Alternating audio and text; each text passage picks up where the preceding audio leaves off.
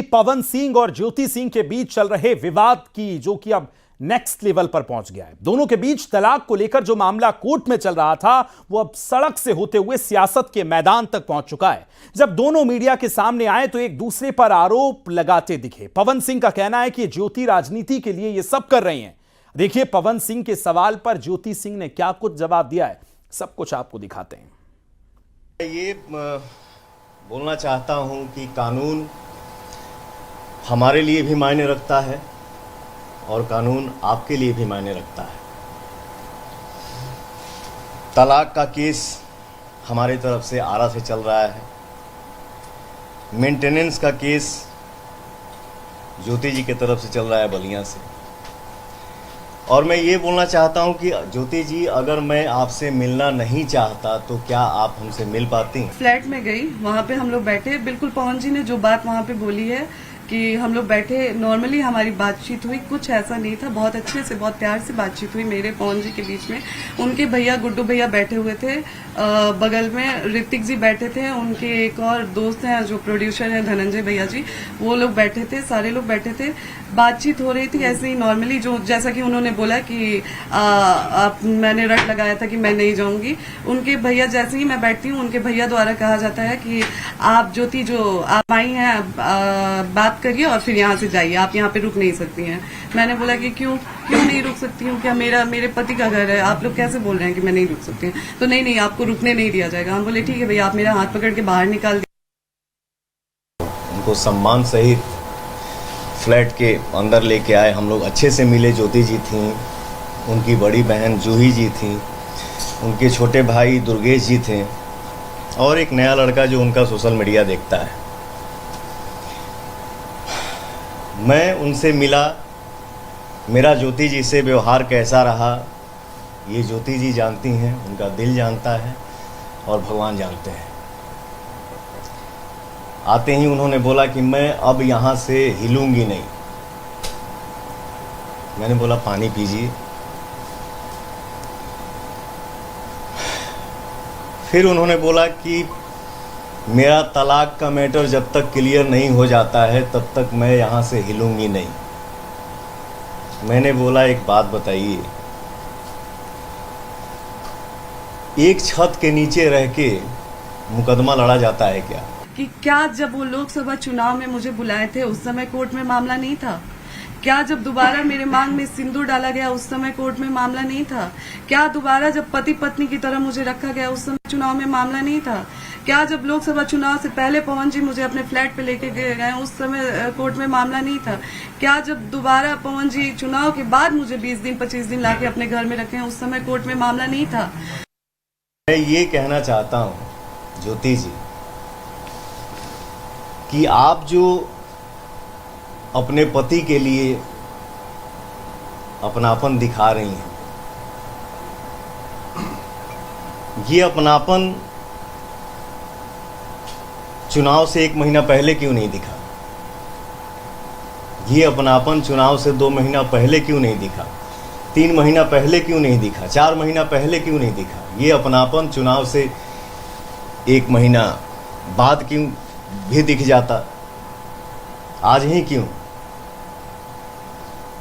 क्योंकि मैं अमित शाह जी से मिल लिया, जेपी नड्डा जी से मिल लिया, धर्मेंद्र प्रधान जी से मिल लिया, विनोद तावड़े जी से मिल लिया, उपेंद्र कुशवाहा जी से मिल लिया। वाह रे अपनापन।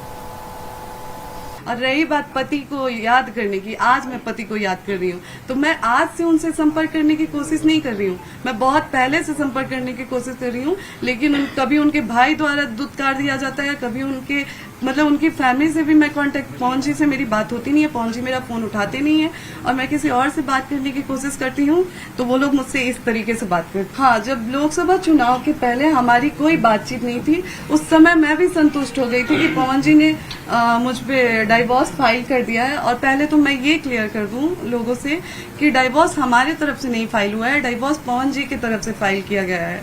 डाइवोर्स का केस पहले पवन जी ने डाला है, हमारे तरफ से नहीं हुआ। हमारे तरफ से शुरू से ही मैं लगी थी कि अपना रिश्ता बचा लूं। हाँ, जब डाइवोर्स फाइल हुआ था तो मैं मुझे भी हो गया कि चलो मैं उस समय शांत हो गई कि उन्होंने डाइवोर्स फाइल कर दिया, वो नहीं रखना चाहते हैं, तो कब तक मैं ये चीजों को वो करूं, कब तक मैं झेलूं। तो मैं शांत हो गई थी। लेकिन दोबारा जब ये लोकसभा चुनाव में बुला के मुझे यूज किया गया, मेरे मांग में सिंदूर भरा गया, तो क्या मेरा कोई मान सम्मान नहीं है? क्या औरत की कोई इज्जत? ज्योति जी के पिताजी राम बाबू सिंह जी लखनऊ आते हैं, हमारी उनकी मुलाकात होती है तो उनके पिताजी बोलते हैं कि पवन जी, आप हमारी बेटी को विधायिका बना दीजिए, इसके बाद आपको उसको रखना होगा रखिएगा, छोड़ना होगा छोड़ दीजिएगा। मैंने बोला पिताजी, ये हमारे बस की बात नहीं है। और ज्योति जी, विधायिका बनने के लिए आप इतना हद तक गिर सकती हैं, ये मुझे उम्मीद नहीं था।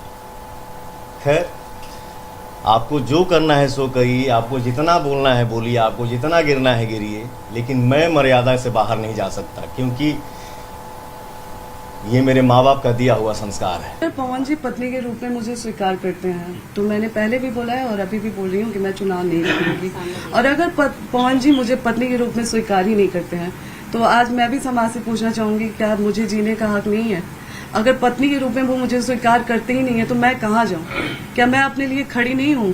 क्या मैं एक ऐसी औरत बन के रह जाऊं कि लोग मुझे देख के ये सोचे कि मैं हार गई अपनी चीजों से?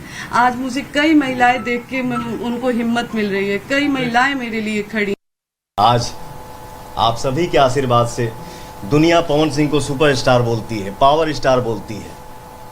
40 साल का हो गया, 10 घंटा मेहनत करता हूँ, 15 घंटा मेहनत करता हूँ, 20 घंटा मेहनत करता हूँ। मेहनत करके जब घर वापस लौटता हूँ, दरवाज़ा खटखटाता हूँ तो मेरा भी दिल करता है कि या तो दरवाज़ा मेरी बेटी खोले या नहीं तो मेरा बेटा खोले। लेकिन सर, दरवाज़ा मेरा स्टाफ खोलता है, नहीं तो मेरी बूढ़ी माँ खोलती है। इसके बाद हम लोग घर में इंटर करते हैं, हम भाई मित्र स्टाफ मिल के खाना बनाते हैं, खाना खा के सो जाते हैं। मैं इतना कहना चाहता हूँ, मैं भी इंसान हूँ यार, थक जाता हूँ कभी कभी। यही बात है सर कि महिला के हर बात पे आंसू गिर जाता है और वो दुनिया को दिख भी जाता है। मर्द का दर्द नहीं दिखता है और ना ही वो दिखा पाता है। बच्चे की बात रही कि बच्चे के लिए वो तरस रहे हैं, तो जो इंसान बच्चे के लिए तरसता है वो दवा नहीं खिलाता है अपनी पत्नी को। मुझे हर बार दवा खिलाया गया और बहुत सारी चीजें मैंने आज भी मीडिया में नहीं रखी थी, लेकिन आज पवन जी ने मुझे मजबूर कर दिया है।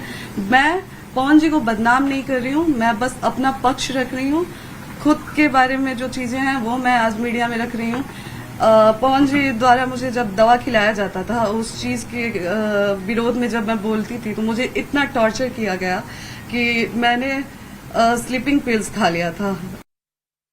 जो लोग इस मैटर में मजे ले रहे हैं, ये है वो है, ऐसे है वैसे करना चाहिए, समाज की बात, तो मैं इतना बता दूं, इतना कह दूं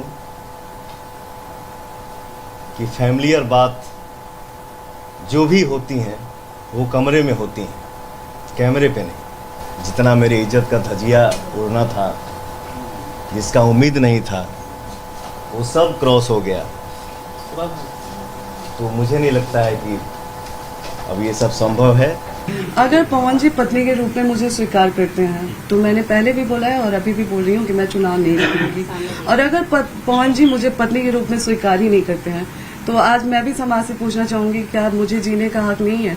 अगर पत्नी के रूप में वो मुझे स्वीकार करते ही नहीं है तो मैं कहाँ जाऊँ? क्या मैं अपने लिए खड़ी नहीं हूँ? क्या मैं एक ऐसी औरत बन के रह जाऊं कि लोग मुझे देख के ये सोचे कि मैं हार गई अपनी चीजों से? आज मुझे कई महिलाएं देख के उनको हिम्मत मिल रही है, कई महिलाएं मेरे लिए खड़ी हैं।